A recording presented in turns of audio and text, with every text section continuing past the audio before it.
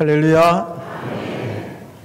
오늘 1월 마지막 주일 예배 나오신 여러분들을 우리 주님의 이름으로 사랑하고 축복하고 환영합니다. 우리 옆에 분들하고 같이 한번 인사합니다. 사랑합니다. 축복합니다.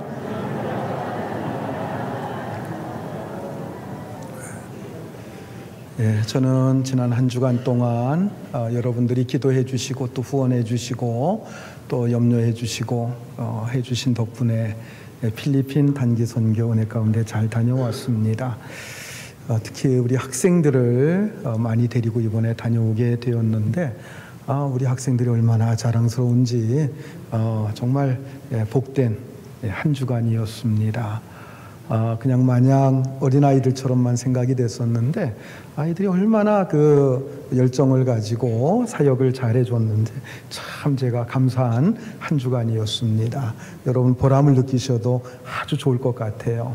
저희가 이제 가서 그곳에 있는 6교회를 다녔고 또 우리가 지원하고 있는 신학교에 가서 같이 예배하면서 또 그들과 함께 하면서 귀한 시간 가졌습니다. 뿐만 아니라 초등학교 한 군데 전교생을 모아놓고 그곳에서 전도하면서 우리 아이들이 태권도 시범도 보이고 또 가지고 간 우리 신앙적인 그 연극도 보여주고 또 찬양도 하고 이렇게 하면서 함께 했는데 그 아이들이 얼마나 잘했는지 그곳에 있는 1000여 명이 되는 아이들이 마치 우리 대한민국에서 연예인들이 오는 것처럼 그렇게 생각을 해서 애들이 막 사인 공세 받느라고 혼이 날 뻔했어요. 그 타북신학교 신학생들이 우리 아이들을 이렇게 커버해주지 않으면 보디가드 해주지 않았으면 아이들 거기서 아마 빠져나오지 못할 정도로다가 그런 일이 있었습니다. 그리고 그 타북 시내 시장 복판에서도 한번 그 퍼포먼스도 하고 그 지역 주민들에게 전도하면서 시간을 가졌는데 굉장히 반응이 좋았다고 하는 거 여러분 기억하시고 아마 다음 주쯤에서 저희가 영상으로 준비해서 여러분들에게 보고를 별도로 드리겠습니다. 많이 참석하셔서 우리 학생들 다시 한번 크게 격려해 주시면 감사하겠습니다. 여러분 기도해 주시고 후원해 주셔서 감사의 말씀을 다시 한번 드립니다. 우리는 자주 세상이 참으로 공평하지 못하다 하는 생각을 가질 때가 많습니다. 착하게 살고 양심적으로 살려고 하는 사람들은 잘 일이 풀리지 않고 오히려 비양심적이고 악하게 사는 사람들이 잘 되는 것 같고 출세하는 것 같고 그런 경우들을 우리가 흔히 자주 보게 됩니다.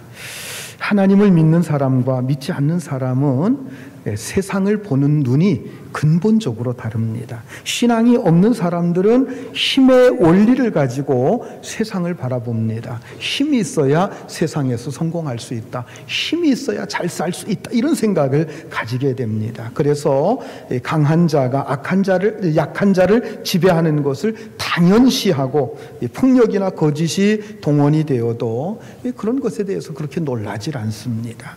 그러나 하나님을 믿는 사람들은 그런 것들을 그렇게 쉽게 넘어갈 수가 없습니다. 우리는 하나님이 엄연히 살아계시고 세상에서 일어나는 모든 일들을 하나님이 다 보고 계신다고 하는 사실을 믿기 때문입니다. 심지어 참새 한 마리도 하나님이 허락하지 않고는 땅에 떨어지지 않는다고 하는 이 말씀을 믿는 사람들입니다. 그런데 그 하나님께서 선한 사람들이 어려움에 처해 있는데도 그냥 내버려 두시는 것 같고 도와주지 않는 것처럼 보일 때가 얼마나 많은지 모릅니다. 그리고 뻔뻔하게 죄 짓는 사람들을 심판하지 않는 것처럼 보일 때도 많습니다. 그때 믿는 사람들은 신앙적으로 큰 혼란에 빠지곤 하죠. 하나님을 믿는다고 하는 것, 이것은 인생을 완전히 새롭게 시작하는 놀라운 경험입니다. 이것처럼 놀라운 반전이 없어요. 하나님을 믿지 않는 사람이 하나님을 믿게 되는 것, 이것은 완전히 새로운 삶을 사는 겁니다. 마치 앞을 보지 못하던 소경이 눈을 뜨는 것과 같습니다. 세상이 마냥 아름답게만 보이고 교회에도 그저 천사들만 모여 있는 것처럼 그렇게 보여집니다. 그런데 그 기쁨과 감동은 얼마 가지 않아서 시들해져 버리고 맙니다. 그렇게 아름답게 보였던 세상, 풀 한 폭이 돌멩이 하나까지도 새롭게 보였던 이 세상에 악이 설치고 있는 것을 보게 됩니다. 그리고 그렇게 천사처럼 보였던 교인들이 시기하고 질투하고 심지어는 욕하며 다투는 이런 모습들도 때로 보게 됩니다. 그리고 착한 사람들이 악한 사람들보다 더 어려움을 많이 겪게 되는 것을 보게 되지요. 그때 마음속에 실망감이 찾아오면서 혼란이 일어나게 됩니다. 그리고 신앙이 뿌리채 흔들리는 것처럼 그렇게 느껴지게 됩니다.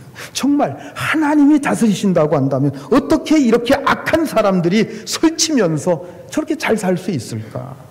어떻게 믿음을 가지고 착하게 살려고 하는 사람들이 저런 어려움을 겪을 수 있을까? 그런 사람들의 기도를 외면하시고 도와주시지 않는 그 하나님을 과연 계속해서 믿어야 되는가? 이런 의문을 가질 때가 있다는 거예요. 사실 이것은 오늘날 많은 신자들이 가지고 있는 의문이기도 합니다. 일반적으로 신자들이 가지고 있는 신앙은 인과응보의 신앙이에요. 착한 사람은 복을 받아야 되고 악한 사람들, 나쁜 사람들, 죄 짓는 사람들은 벌을 받아야 된다 하는 이런 생각을 웬만한 신자들이 다 가지고 있습니다. 그런데 착한 일을 하는 사람이 계속해서 어려움을 당하고 악한 일을 하는 사람들이 오히려 일이 잘 풀릴 때에 이러한 기존의 신앙 공식이 통째로 무너지게 되는 겁니다. 오늘날 그토록 많은 젊은이들이 교회를 떠나는 이유가 무엇일까요? 교리도 좋고 사랑도 좋고 희생도 좋고 교회에서 드리는 예배도 좋고 찬양과 경배도 다 좋습니다. 그런데 세상에서 통하지 않는 진리가 무슨 소용이 있느냐는 겁니다. 이렇게 힘이 없는 진리보다는 차라리 힘이 있는 악이 낫지 않겠느냐 하는 거예요. 바로 이러한 고민이 해결되지 않으니까 교회를 떠나는 것입니다. 자, 오늘은 이런 문제를 중심으로 해서 부흥에 대한 네 번째 주제인 믿음에 대해서 하박국서의 말씀을 중심으로 여러분들과 함께 은혜를 나누려고 합니다. 하박국 선지자가 활동하던 시대는 유다 나라가 완전히 무질서와 혼란에 빠져 있던 시기였습니다. 유다의 마지막 등불이라고 했던 요시야 왕이 전쟁터에 나가서 적군에 의해서 무참하게 살해를 당합니다. 전사를 하게 됩니다. 그리고 유다는 강대국의 놀이개로 전락하고 말았습니다. 유다의 왕도 이 바벨론이나 애굽이나 이런 강대국들이 마음대로 세웠다 패했다 세웠다를 반복했습니다. 유다는 바벨론에 완전히 멸망하기 전까지 아수르나 애국과 같은 주변 강대국들에 의해서 많은 고통을 받고 있었습니다. 그래서 이사야 선지자의 말대로 유다는 머리끝에서부터 발끝까지 성한대라고는 찾아볼 수가 없는 그런 지경에 빠지게 됩니다. 이 정도로 만신창이가 되었으면 백성들이 정신을 차리고 정치하는 사람들도 정신을 차리고 한 마음으로 나라를 지켜야 할 텐데 아무도 그런 생각을 하는 사람들이 없었습니다. 오히려 악한 사람들이 더 악하고 사치해지고 방탕하고 자기들이 가지고 있는 조그만 권력을 휘두르면서 더 약한 백성들을 괴롭히는 겁니다. 백성들은 괴롭힘을 당하다 못해 그냥 여러 가지 세금이라든가 과다한 이런 것들로 인해서 살기 어려우니까 그냥 모든 것을 집어치우고 도적으로 변하든가 강도로 변하든가 이렇게 바뀌어지는 정말 무질서와 혼란에 빠져 있는 유다의 사회가 되어버리고 만 것입니다. 이때의 하박국 선지자는 유다 백성들을 향해서 하나님의 말씀을 가지고 외치고 그들의 죄악을 고발하면서 하나님께로 돌아올 것을 호소합니다. 그러나 그 백성들은 꼼짝도 하지 않았습니다. 그런 유다 백성들을 보면서 하박국 선지자는 하나님 앞에 질문하고 또 질문을 합니다. 그 질문하는 말씀이 이 하박국서 1장에 보면 계속해서 반복되는 것을 볼 수가 있습니다. 자, 먼저 하박국서 1장 2절로 4절까지 우리 같이 한번 읽겠습니다. 여호와여, 내가 부르짖어도 주께서 듣지 아니하시니 어느 때까지리이까? 내가 강포로 말미암아 외쳐도 주께서 구원하지 아니하시나이다. 어찌하여 내게 죄악을 보게 하시며 패역을 눈으로 보게 하시나이까? 겁탈과 강포가 내 앞에 있고 변론과 분쟁이 일어났나이다. 이러므로 율법이 해이하고 정의가 전혀 시행되지 못하오니 이는 악인이 의인을 에워쌌으므로 정의가 굳게 행하여 지민이이다. 하나님 앞에 부르짖는 내용이 무엇입니까? 이토록 부조리하고 이토록 잘못되어가는 이 세상, 이 하나님의 나라라고 하는 이 유다 나라를 하나님 왜 두고만 보십니까? 왜 저 악한 자들을 심판하지 않으십니까? 하나님 언제까지 침묵하실 요량이십니까? 이렇게 하박국 선지자는 부르짖으면서 하나님의 응답을 기다렸습니다. 그런데 뜻하지 않는 응답이 하나님께로부터 왔어요. 하박국서 1장 6절로 8절까지 같이 봅니다. 보라 내가 사납고 성급한 백성 곧 땅이 넓은 곳으로 다니며 자기의 소유가 아닌 거처들을 점령하는 갈대아 사람들을 일으켰나니 그들은 두렵고 무서우며 당당함과 위엄이 자기들에게서 나오며 그들이 군마는 표범보다 빠르고 저녁 이리보다 사나우며 그들의 마병은 먼 곳에서부터 빨리 달려오는 마병이라 마치 먹이를 움키려 하는 독수리의 나름과 같으니라. 6절에 나오는 갈대아 사람은 누구를 가리키는 건지 아십니까? 바벨론 사람들을 가리키는 겁니다. 바벨론 군대를 가리키는 겁니다. 여기서 나오는 내용들이 뭐예요? 예. 사납고 성급한 백성, 넓은 곳에 다니며 자기 소유가 아닌 곳을 막 점령해가는, 무자비하게 점령해가는 그 갈대아 사람, 바벨론 군대를 일으킨다고 하는 겁니다. 그들은 두렵고 무서우며 당당함과 위엄이 그들에게서 나오고 그 군마는 표범보다 빠르고 이리보다 사납고 마치 뭉켜지는 이 독수리와 같은 그런 막강한 군대, 그런 군대를 일으킨다고 하는 겁니다.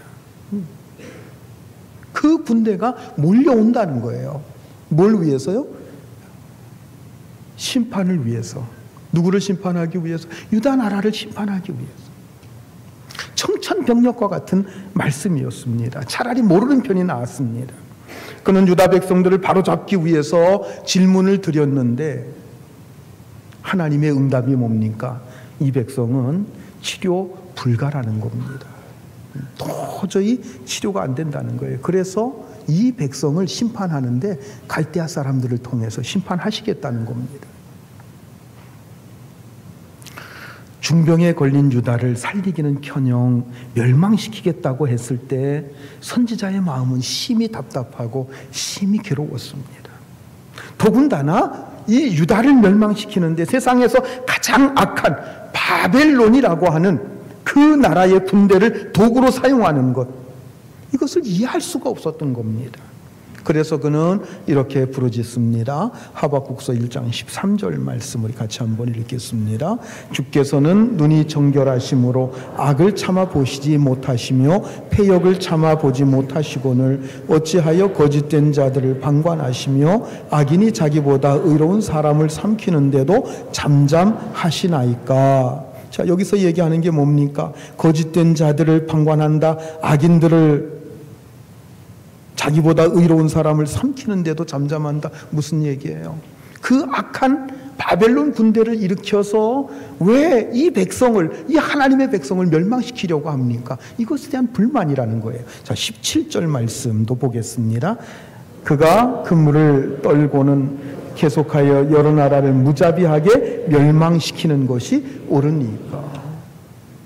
저렇게 악한 바벨론이라고 하는 저 나라의 군대를 이 세상을 점령해가고 세상을 멸망시키는 것, 그게 옳은 일입니까? 하고 불만 섞인 이러한 호소를 하나님 앞에 하는 겁니다. 적어도 바벨론은 그 죄악상으로 볼 때 다른 나라를 심판할 자격이 전혀 없다는 거예요.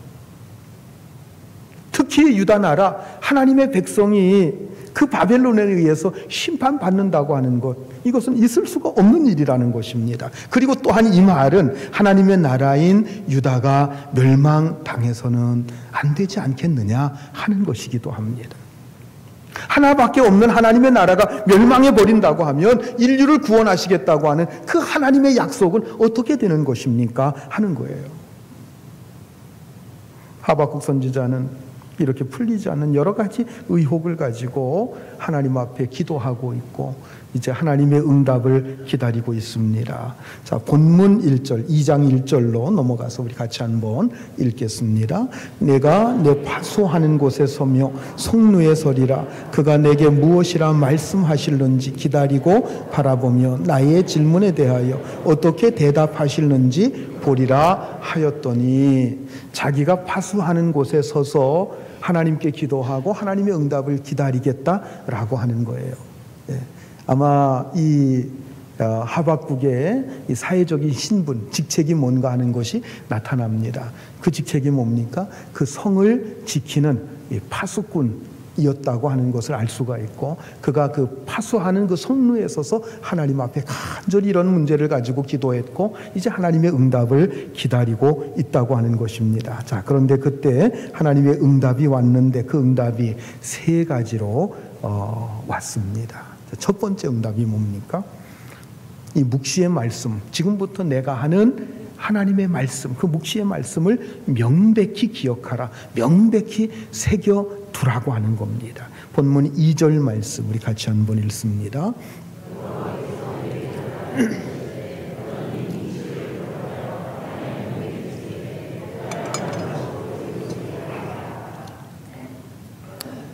아무리 세월이 많이 흘러도 지워지지 않도록 단단히 말씀을 새겨두라라고 하시는 겁니다.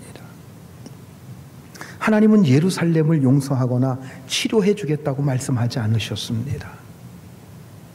그 대신에 뭘 준다는 거예요? 하나님의 말씀, 묵시의 말씀을 남겨주시겠다는 겁니다. 즉 예루살렘은 폐허가 되겠지만 하박국이 전하는 이 하나님의 말씀은 그 폐허 위에 남아있게 하시겠다고 하는 겁니다. 여러분, 인간의 생각과 방법은 실패하고 사라져도 하나님의 말씀은 영원히 남는 줄 믿으시기 바랍니다. 자, 그래서 산상수훈에서 예수님께서도 이렇게 말씀하십니다. 마태복음 5장 18절 말씀 같이 봅니다. 진실로 너희에게 이르노니 천지가 없어지기 전에는 율법의 1.1획도 결코 없어지지 아니하고 다 이루리라. 여러분, 세상 권세도 사라지고 부귀영화도 다 사라집니다. 그러나 오직 하나님의 말씀은 영원히 살아있는 줄 믿으시기 바랍니다. 예루살렘은 멸망했습니다. 예루살렘을 멸망시켰던 그 바벨론도 결국은 멸망당하고 말았습니다. 그러나 하박국이 전한 말씀, 그 말씀은 지금도 살아서 역사하는 줄 믿으시기 바랍니다. 그 말씀이 뭡니까? 좀 이따가도 말씀을 드리겠습니다만 4절에 나오는 오직 의인은 믿음으로 말미암아 살리라 하는 이 말씀입니다. 이 말씀은 교회가 침체될 때마다, 성도들이 낙심될 때마다 다시 일으켜 세우는 놀라운 역할을 했습니다. 특히 이 말씀은 천년 동안 중세 암흑기에 갇혀 잠자던 교회를 마르틴 루터가 일깨울 때에 가장 큰 영향력을 주었던 말씀이기도 했습니다. 그러므로 우리는 말씀을 붙잡아야 합니다. 여러분, 하나님의 말씀은 영원한 줄 믿으시기 바랍니다. 아무리 권력 있는 사람도 다 사라지고 맙니다. 아무리 튼튼한 그 권력의 줄도, 부귀영화도, 아무리 많은 그 재산을 가지고 있는 재벌도 다 사라져 갑니다. 권력이 사라질 때는 아주 비참하게 사라집니다. 그리고 목회자가 얼마나 큰 예배당에서 설교했느냐, 얼마나 많은 교인들을 대상으로 목회했느냐 하는 것, 중요한 게 아닙니다.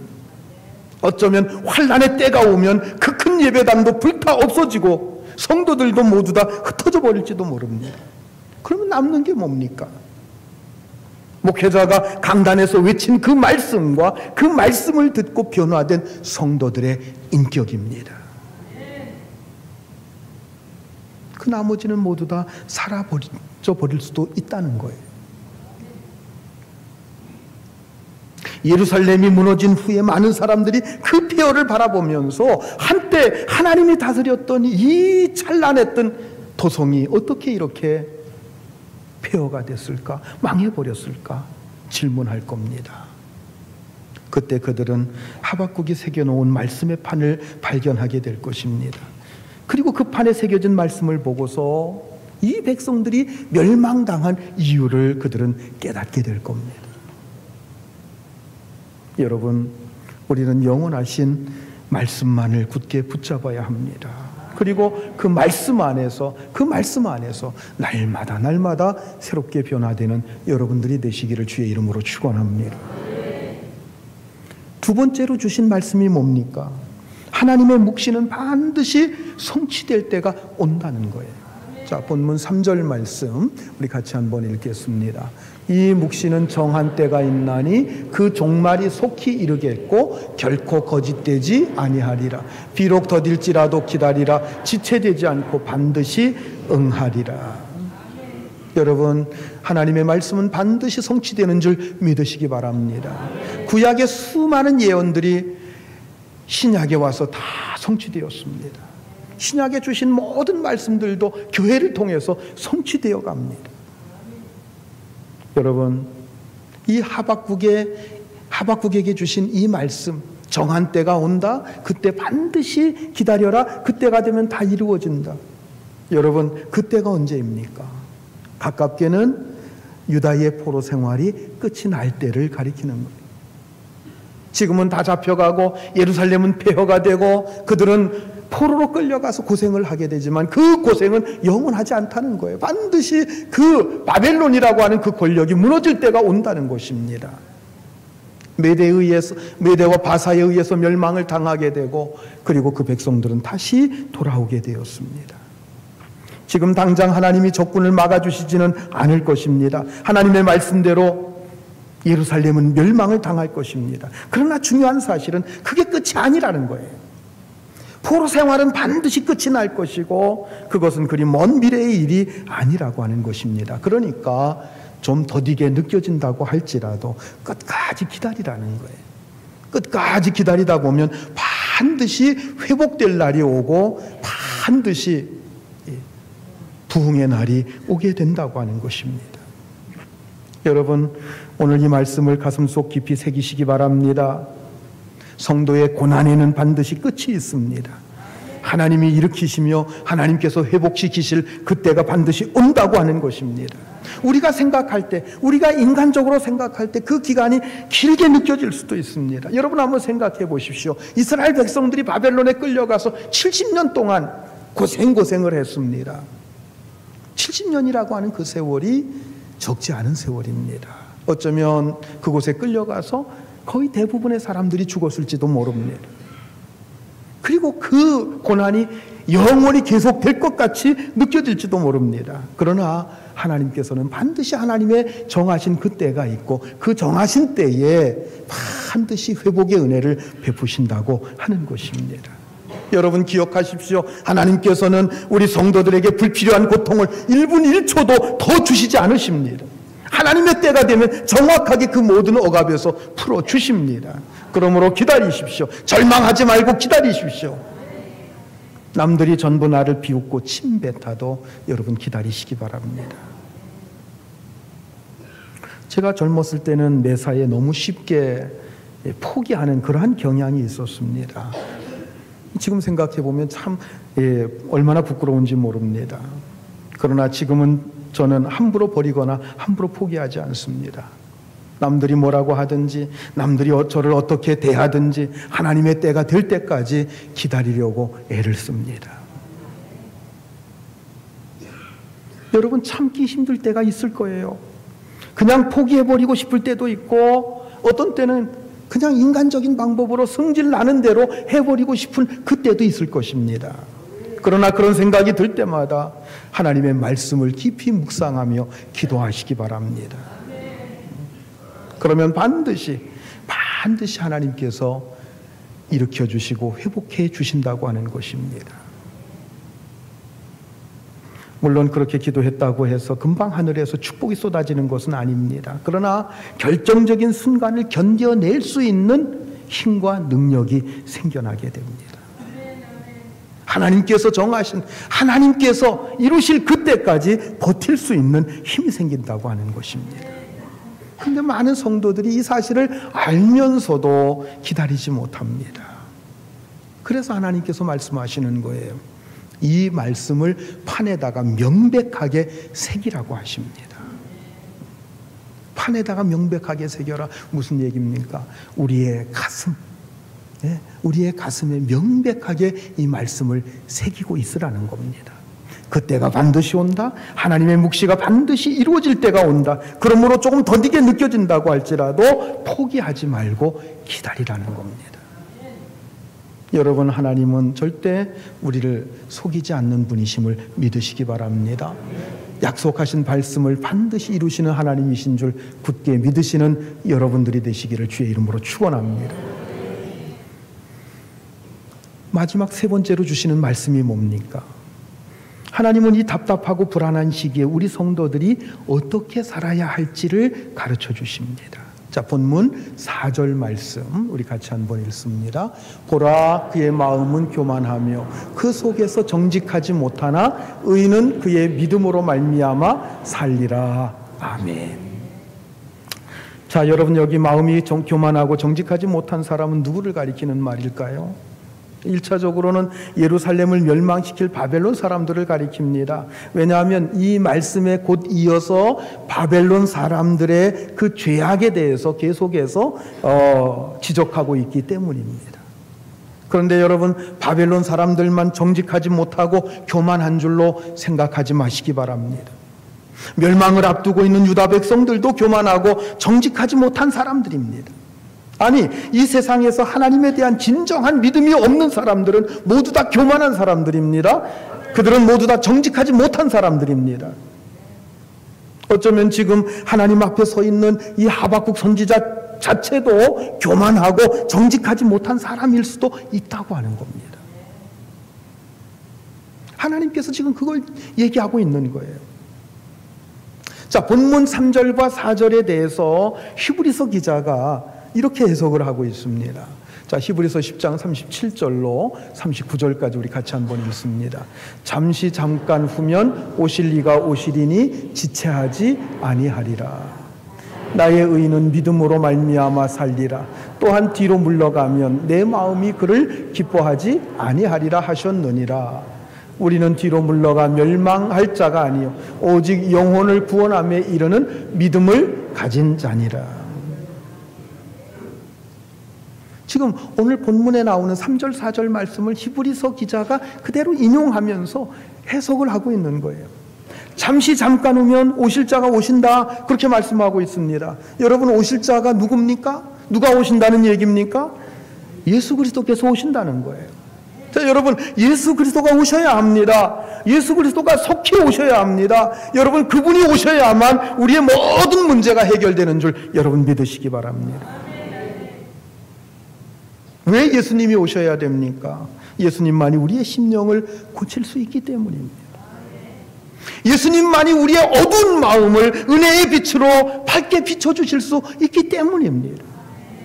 예수님만이 죽어있는 심령 속에 하나님의 거룩한 생명을 흘려보내실 수가 있고 그 심령 속에 부흥을 일으키실 수가 있기 때문입니다. 사람들의 마음은 교만합니다. 정직하지 못합니다. 여러분, 세상 사람들, 하나님이 없는 사람들 보십시오. 얼마나 교만한지 모릅니다. 자기 자신이 최고입니다. 자기 자신이 전부입니다.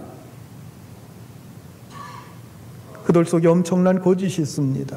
어쩌면 그들 자신도 알고 있는지도 모르겠어요. 그러면서도 불구하고 그렇지 않은 척하고 위장합니다.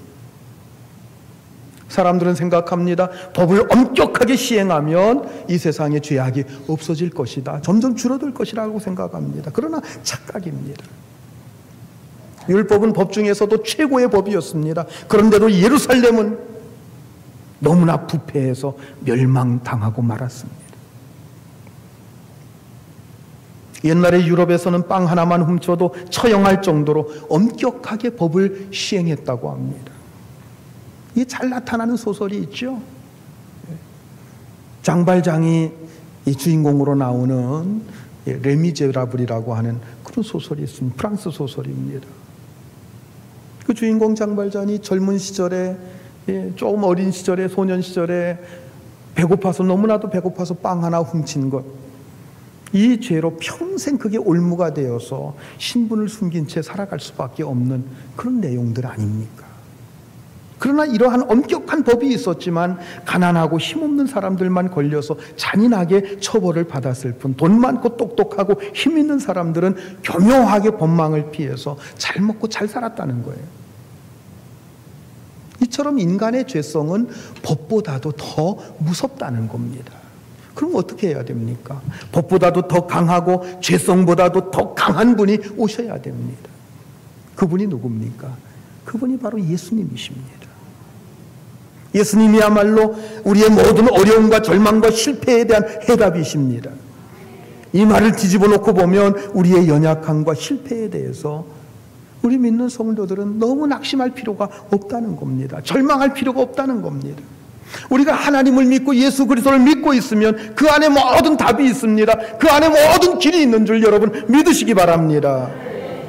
예수 그리스도의 십자가가 사람들이 보기에는 미련한 것처럼 보이고 비참해 보이는 것처럼 보일지 모르지만 여러분 그 속에 모든 인생의 문제가 담겨져 있습니다. 예수 그리스도의 십자가는 우리 자신의 부족함과 무능함 대신에 하나님을 바라보도록 만들어줍니다. 조금 전에 읽은 말씀 히브리서 10장 39절에 보면 우리 성도들에 대해서 뭐라고 말씀합니까? 우리는 뒤로 물러가 멸망할 자가 아니요 오직 영혼을 구원하며 이름은 믿음을 가진 자다라고 말씀하고 있습니다. 우리는 뒤로 물러가서 멸망할 자가 아니라는 거예요. 영혼을 구원하며 이르는 믿음을 가진 자라는 것입니다. 뒤로 물러가 멸망한다는 것이 무엇입니까? 이것을 좀 더 영적인 의미로 얘기한다면 영적으로 침체된다는 얘기입니다. 영적으로 침체된다는 얘기예요. 이 말은 부흥의 정반대가 되는 말입니다. 영적인 침체에 왜 빠집니까? 믿음이 없기 때문이에요. 믿음이 없이 분노나 낙심의 감정에 자신을 내던져서 자기 자신을 포기해버리는 거예요. 될 대로 되라는 식으로 살고자 하는 겁니다. 여러분 그럴 때에 우리가 가만히 있으면 안 됩니다. 그럴 때에 우리는 믿음의 주요 온전케 하시는 오직 예수 그리스도만을 바라봐야 합니다.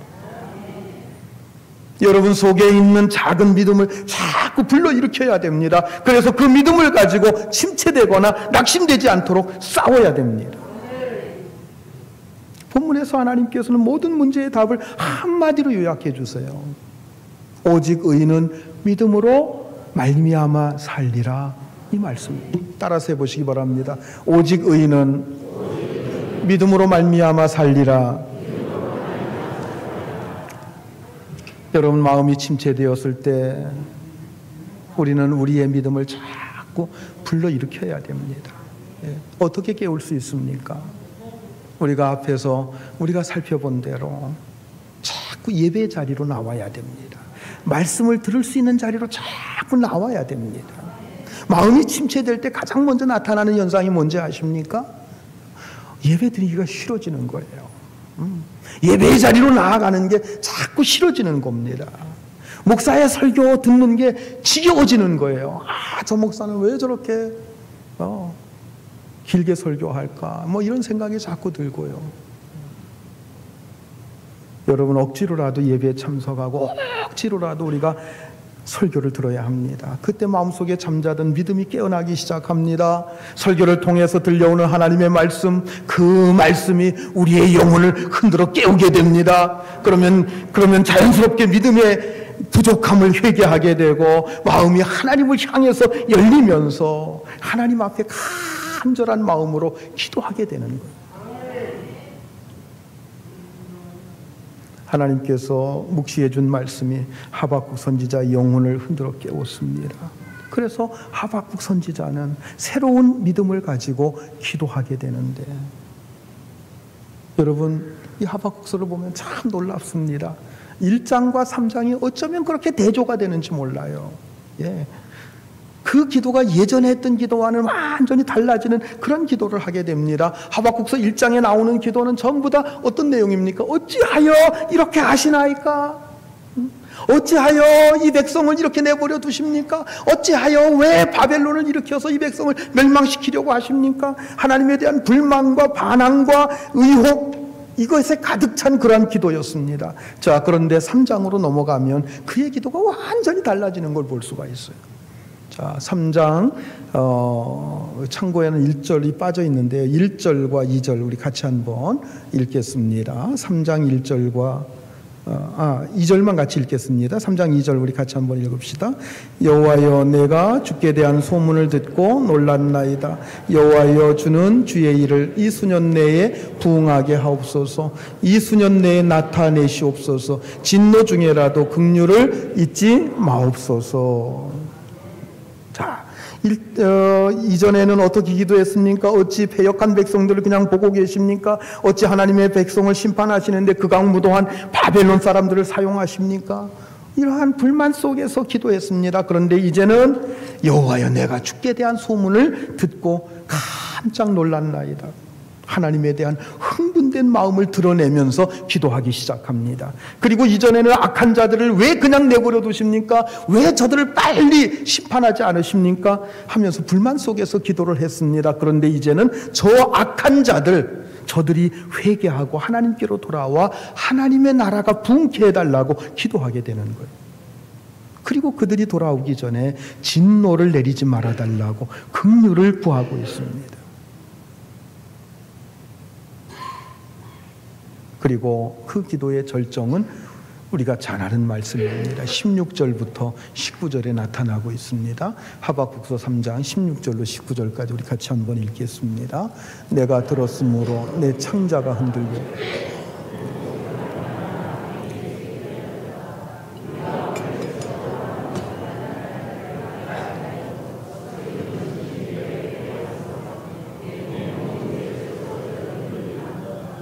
비록 무화과 나무가 무성하지 못하며 포도나무에 열매가 없으며 감람나무에 소출이 없으며 밭에 먹을 것이 없으며 우리의 양이 없을지라도 나는 여호와로 말미암아 즐거워하며 나의 구원의 하나님으로 말미암아 기뻐하리로다. 주 여호와는 나의 힘이시라. 나의 발을 사슴과 같게 하사 나를 나의 높은 곳으로 다니게 하시리. 예, 거기까지요.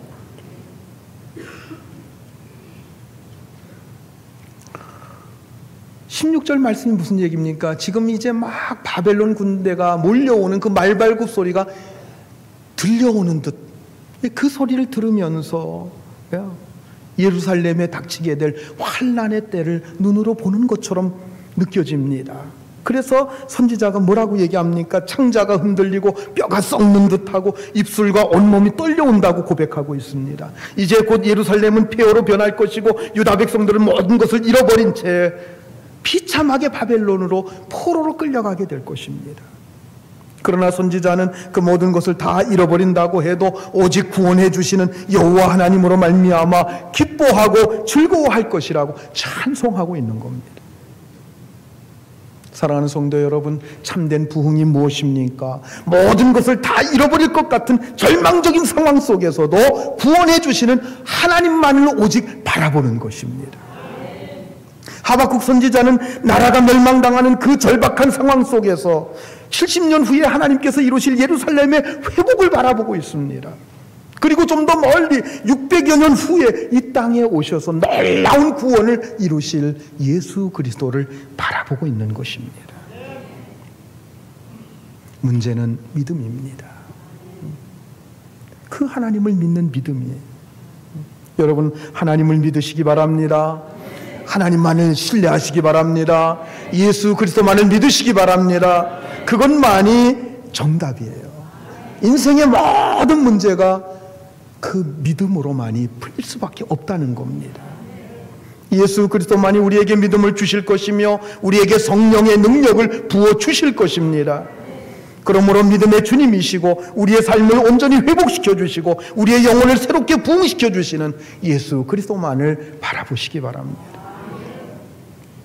하박국 선지자가 전한 말씀, 오직 의인은 믿음으로 말미암아 살리라 하는 이 말씀은 여러분 지금도 살아 역사하는 줄 믿으시기 바랍니다.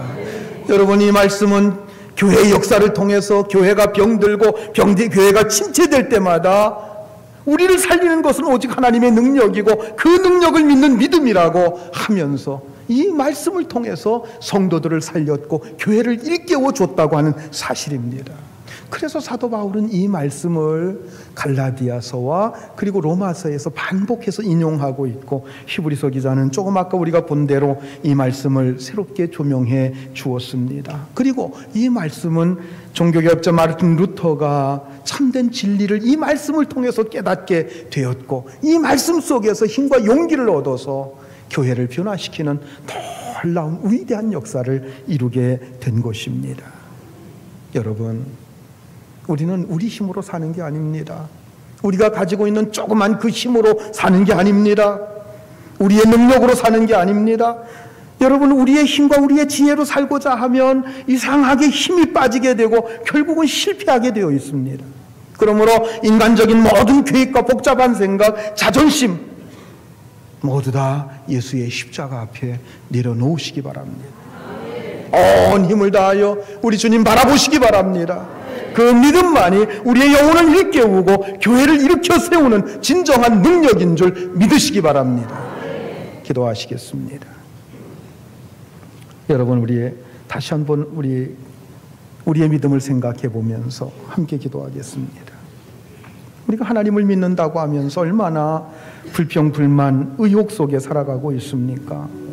하나님, 이러한 저희들을 용서해 주시고 우리에게 믿음 주시옵소서. 하나님 약속하신 그 말씀 굳게 믿고 하나님의 때는 반드시 온다고 하는 그 믿음을 가지고 살게 하여 주시옵소서. 우리가 이 마지막 때를 살고 있는데 우리 주님 다시 오시는 그때를